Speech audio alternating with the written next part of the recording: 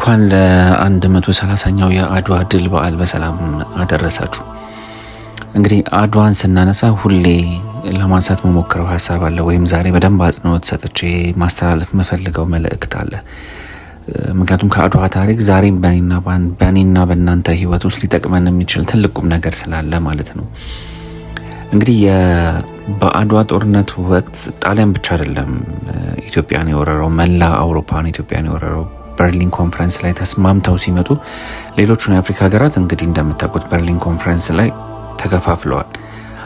ኢትዮጵያ ጋር ሲመጣ ጣሊያን ብቻ ሳይሆን ከጣሊያን ጀርባ መላ አውሮፓ ድጋፍ አድርጎለት ነው የወረረንና ጦርነቱ መሬት ለመያዝ ብቻ አይደለም፣ ኢትዮጵያውያንን ስነ ልቦና ለመያዝም ጥንት ኢትዮጵያ አልሸነፍ ያለችበትን ለ2000 ዓመታትና ከዛ በላይም የዘለቀውን የእግዚአብሔርን መንግስት የእግዚአብሔርን ስርዓት መሰረት ያደረገውን መንግስት ለመናድ ነጻነትን ለመሻር የመጣ ጦርነት ነበርና የአድዋ ጦርነት ስጋዊ ጦርነት ብቻ አልነበረም። ከጀርባው ክፉ የነስማዚያ ነገዶች ያሴሩት ትልቅ አጀንዳ ነበረ።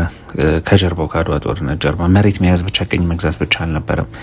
አይምሯችንን ለመግዛትም ነበረ። ነጻ በመንፈስ ቅዱስ በእግዚአብሔር ኃይል ነጻ የሆነውን ንጹህ አእምሯችንን ለመግዛት የተቃጣ ጦርነት ነበረና ይህንን ጦርነት ስናሸንፍ በቆመ ጠብቀኝ መሳሪያ ብቻ አልነበረም። ማለት ዛሬ አድዋን ስናከብር ሁሌ ልናስታውሰውና ልንማርበት የሚገባው ነገር እሱ ነው። ስጋዊ ጦርነት ብቻ አልነበረም፣ አንድ መንፈሳዊ ጦርነት ነበረ።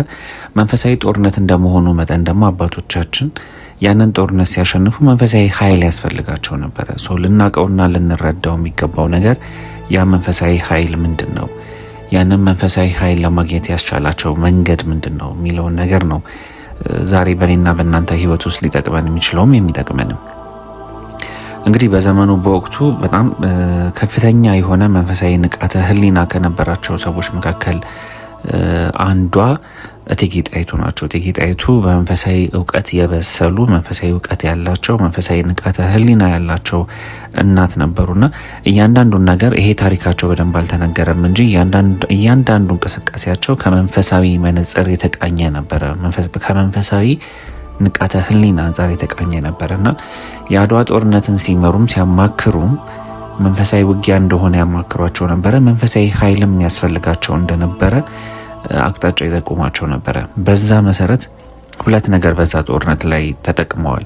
የመጀመሪያው ነገር ሁሌ ደጋግሜ የምላችሁ ነገር ወይም የምነግራችሁ ነገር ነው። መዝሙረ ዳዊትን ተጠቅመዋል። እቴጌ ጣይቱ በነገራችን ላይ መዝሙረ ዳዊት ንባቡን በዜማውንም በደንብ የተማሩ፣ መዝሙረ ዳዊትን የሚደግሙ በየዕለቱ ከመዝሙረ ዳዊት ጋር ለመዝሙረ ዳዊት ልዩ ፍቅር የነበራቸው እናት ናቸው እቴጌ ጣይቱ። ታሪካቸውን በደንብ የሚያቅሰው ይህንን በደንብ ሊነግራችሁ ይችላልና ከመዝሙረ ዳዊት ጋር የተቆራኘ ህይወት ነበራቸው። በገናም ይደረድሩ ነበረ። በገናንም ተምረው በገናንም ይደረድሩ ነበረ። ምክንያቱም ከመዝሙረ ዳዊት ጋር መዝሙረ ዳዊትና በገና የአንድ ሳንቲም ሁለት ገጽታዎች ናቸው። ምክንያቱም አንድም ድምፁ የበገናው ድምፅ ጠላትን ስለሚያርድ፣ ክፉ መንፈስን ስለሚያረቅ ማለት ነው። በሳይንሱ ሌላ ጊዜ ልናነሳው እንችላለን። ሳውንድ ቴራፒ የሚባለው የፈውስ ኃይል ነበረው በገናው ብቻውን ከቃሉ ባሻገር ማለት ነው፣ ከመዝሙራቱ ባሻገር ማለት ነው። እና ሁለቱን አስማምቶ አዛምዶ ነበረ አባታችን ንጉስ ዳዊት ይጠቀምበት የነበረው። እቴጌ ጣይቱም ለቤተሰቧም ለግሏም መዝሙረ ዳዊትን መድገም ብቻ ሳይሆን በገና እየደረደረችም ነበረ የምትደግመው ልክ እንደ ንጉስ ዳዊት ማለት ነው። እና ጦርነትም ስትዘምት ልክ እንደ ንጉስ ዳዊት መዝሙረ ዳዊትን የሚደግሙ ካህናትን፣ በገና የሚደረድሩ ካህናትን ይዛ ነበር አብራ የዘመተችው። እና ወደ ጦርነቱም ሲሄዱ ጦርነቱ መሀልም መዝሙረ ዳዊት ይደገም ይጸለይ ነበረ፣ በገናም ይደረደር ነበረ። ስለዚህ የመዝሙረ ዳዊት ጦርነትን ለማሸነፍ በጦርነት ወቅት የእግዚአብሔር እርዳታ ለማግኘት የሰማይ ኃይላትን እገዛ ለማግኘት የሚያስችሉ መዝሙራትን እየዘመረች መንፈሳዊ ኃይል አግኝታ የሰማይ ኃይላትን እገዛና ድጋፍ አግኝተው ነበረ ያንን ውጊያ ያሸነፉት። ሌላው በደንብ አናነሳውም እንጂ የታላቁ ሰማዕት የሊቀ ሰማዕቱ ቅዱስ ጊዮርጊስ በዚህ ጦርነት ውስጥ የነበረው ድርሻ ነው። ቅዱስ ጊዮርጊስ እንዴት አብሯቸው ሊዘምት ቻለ በዚህ ጦርነት ውስጥ ካልን አባቶቻችን የቀደሙት ነገስታቶች ቅዱስ ጊዮርጊስን ብቻ ሳይሆን ታላላቆችን ሊቃነ መላእክትንም ከሊቃነ መላእክቶቹ ጋር እየተገናኙ እነሱን ድጋፍ ያገኙ ነበረ። ቅዱስ ላሊበላ እኮ ኪሩብ የተሰኘው መልአክ ጋር የቅርብ ወዳጁ ነበረ። እንግዲህ የእግዚአብሔርን ዙፋን የሚሸከሙ ታላቁ የኪሩቤል ነገድ ሊቃነ መላእኩ ኪሩብ የአባታችን ንጉስ ቅዱስ ላሊበላ የቅርብ ወዳጁ ነበረ። ለሌሎችም አባቶቻችን እንግዲህ እነ ቅዱስ ገብርኤል እነ ቅዱስ ሚካኤል የቅርብ ወዳጆቻቸው ነበሩ። ምክንያቱም ድርሳናቸውን እያነበቡ መልካቸውን እያነበቡ የእግዚአብሔርን ስም እየጠሩ እንዲያግዟቸው፣ እንዲራዷቸው፣ ይጠይቋቸው፣ ይለምኗቸው ስለነበረ ያከብሯቸው ስለነበረ እነዚህ ቅዱሳን መላእክት በአባቶቻችን በነገስታቱ ሕይወት ውስጥ እየገቡ ያግዟቸውና ይደግፏቸው ነበረ። ያስተምሯቸውም ነበረ፣ መንገድ የሚያሳዩቸው ነበረ። በደከሙ ሰዓትም ደግሞ ኃይል ይሆናቸው ነበረ። ልክ እንደዛው አባታችን ቅዱስ ጊዮርጊስ እንግዲህ ድርሳኑን መልኩንም ታሪኩንም ስታነቡ እንደምታውቁትም እንደምትረዱትም ለክርስቶስ ፍቅር ሲል በውጊያ ውስጥ ነው ያሳለፈው። ከአላውያን ነገስታት ጋር እየተዋጋ እያሸነፈ ያለፈ ታላቅ ሰማዕት ነው።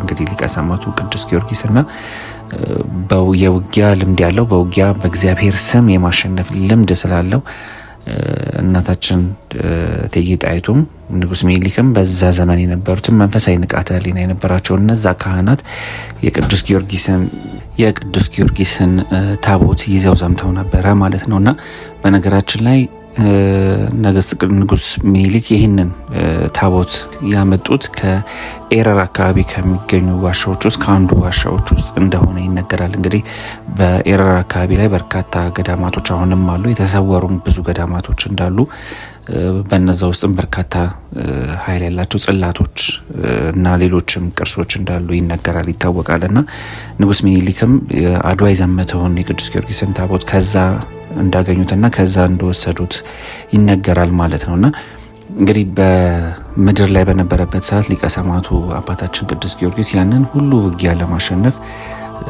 ጽናት እንዲኖረው ኃይል እንዲኖረው ይረዱት የነበረው የአምላካችን የእግዚአብሔር የተለያዩ ህቡ ስሞች ነበሩና እነዛን ህቡ ስሞች በመጥራት ኃይል የሆኑት ነበረ፣ ጽናትም የሆኑት ነበረ። በእግዚአብሔር ኃይል በእግዚአብሔር ስም ነው እንግዲህ አባታችን ቅዱስ ጊዮርጊስ ድልም ነስቶ ሊቀ ሰማዕት የሆነውና አክሊላትም የወረዱለት ማለት ነውና ይህንን ትምህርት በመውሰድ በአድዋ ጦርነት ወቅት እቴጌ ጣይቱም ካህናትን ይዘው እነዛን ቅዱስ ጊዮርጊስ የጠራቸውን ቅዱስ ጊዮርጊስ የጸለየባቸውን ስሞች እየጠሩ እየጸለዩ እግዚአብሔር ኃይል እንዲሆናቸው ድል ከነሱ ጋር እንዲሆን ይጸልዩ ነበረ። ያም ብቻ አይደለም፣ ቅዱስ ጊዮርጊስን በአካል አብሯቸው ይህን ጦርነት ድል እንዲነሳ አብሯቸው እንዲዋጋ እንዲያግዛቸው ስሙን ያነሱ ስሙን ይጠሩ ነበረ እነ እቴጌ ጣይቱ ነገስታቱና ካህናቱ ማለት ነውና በዛ መሰረት ታቦቱን ይዘው ዘምተዋል።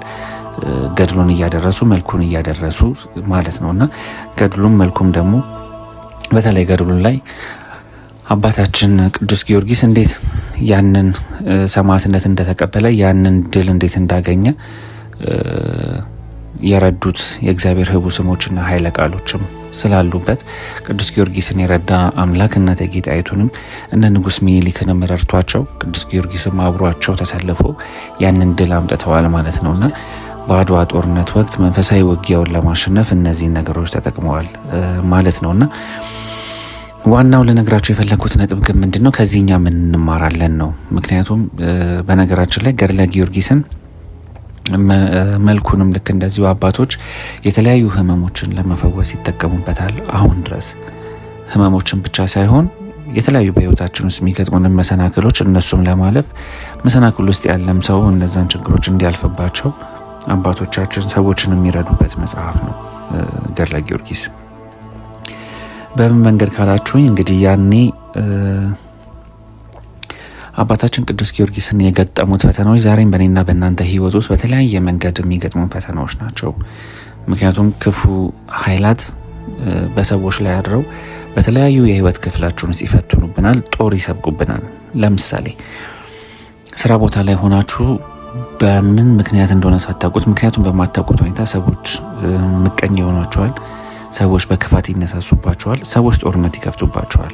በሐሜት ሊሆን ይችላል፣ ባሉባልታ ሊሆን ይችላል፣ ስራችሁ ውጤታማ እንዳይሆንም የተለያዩ መሰናክሎችና ችግሮችን በመፍጠር ሊሆን ይችላል። ትዳራችሁ ሰላማዊ እንዳይሆን ሰዎች እየገቡ በህይወታችሁ ውስጥ ሲገረግሯችሁ ታያላችሁ። ጓደኛ፣ ቤተሰብ በተለያዩ የህይወት ክፍላችሁ ውስጥ እየገቡ ውጤት እንዳታመጡ፣ ደስታ ከእናንተ ጋር እንዳይሆን፣ ሰላም ከእናንተ ጋር እንዳይሆን፣ ውጤት ከእናንተ ጋር እንዳይሆን ሲያስቸግሯችሁ ታያላችሁ።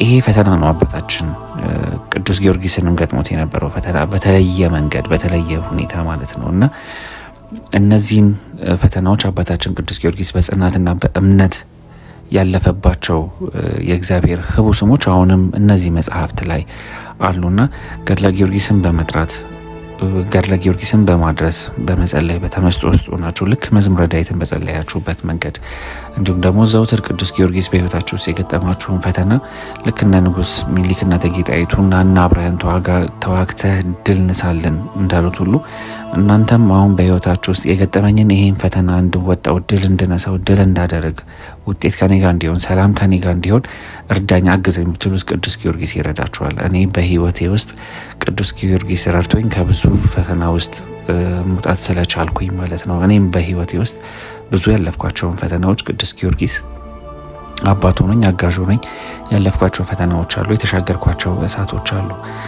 ነገም ልክ እንደዛው እንደሚረዳኝ አምናለሁ። እናንተንም እንደሚረዳችሁ አምናለሁኝ። እኔም ብቻ ሳይሆን በርካቶችን ረድቷል። አድዋ ድል የተገኘው በቅዱስ ጊዮርጊስ እርዳታ ነው። የአድዋ ጦርነትና አሁንም በህይወታችን ውስጥ የሚገጥመንን የተለያየ ጦርነት ድል ለመንሳት እመኑኝ ልክ መዝሙረ ዳዊት ይጠቅማችኋል እንዳልኳችሁና እንደጠቀማችሁ ሁሉ ገድለ ጊዮርጊስን በማንበብ በመጸለይ በመድገም በፍጹም እምነት ውስጥ ሆናችሁ እመኑኝ የትኛውም አይነት በህይወታችሁ ውስጥ ያለ ጦርነት፣ በህይወታችሁ ውስጥ ያለ ፈተና፣ በህይወታችሁ ውስጥ ያለን ውጊያ ድል ማድረግ ትችላላችሁ። ድል መንሳት ትችላላችሁ። ታሪክን መዘከር ብቻ ሳይሆን ታሪክን ማንሳት ብቻ ሳይሆን በዛ ታሪክ ውስጥ አባቶቻችን ታሪክን የመዘገቡበትን ድል የነሱበትን ነገር ተምረን ዛሬም በህይወታችን ውስጥ ልንጠቀምበት ስለሚገባ ማለት ነውና አድዋን ስንዘክር አድዋን ስናከብር በዚህ መንገድ ይሁን ለማለት ወዳለሁኝ። ሌላው መመኝላችሁ እንግዲህ የተለያየ ፈተና ውስጥ ሆናችሁ ብዙ ምትጽፉልኝ ሰዎች አላችሁና ከዛ ፈተና ውስጥ ቅዱስ ጊዮርጊስ ረዳት ሆኖ ሊያሻግራችሁ ሊያሳልፋችሁ ስለሚችል ቅዱስ ጊዮርጊስን ወዳጅ አድርጉት። ገድሉን አንብቡ፣ መልኩን አንብቡ። ከእግዚአብሔር ጋር ድልድይ ሆኖ ያገናኛችኋል፣ ይረዳችኋል እና ተጠቀሙበት ለማለት ነው። መልካም የአድዋ ድል ይሁንላችሁ።